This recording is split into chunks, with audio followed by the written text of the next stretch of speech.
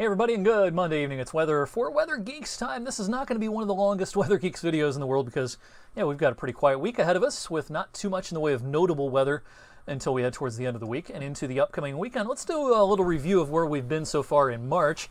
Of course, so 1 week from today, it will be the first day of April, and March overall has been a little on the chilly side, especially on Mondays.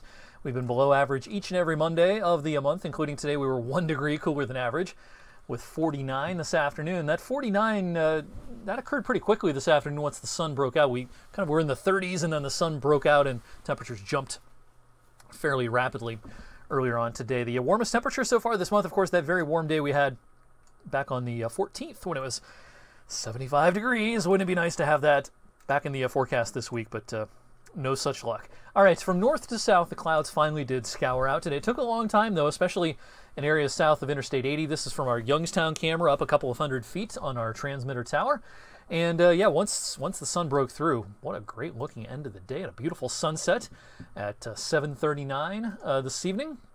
Of course, we're gaining over 2.5 minutes worth of daylight per day now as we go into late March. Now, rain did sneak up towards East Liverpool and Salineville today and then quickly bobbed back to the south, but a little damp weather for a time up across southeastern parts of Columbiana County. But for the rest of us, it was a dry midday and afternoon today with that decrease in clouds. High pressure is building across the upper Midwest this evening, and this will drift right overhead as we go into tonight and tomorrow, giving us a crystal clear sky. In the meantime, our cold front is producing a severe weather threat this evening down across parts of Alabama, where a severe thunderstorm watch is out. What a beautiful day we have coming up on Tuesday. Now, it is going to be chilly. You know, our average high tomorrow is 50. We'll stop about 7 short of that.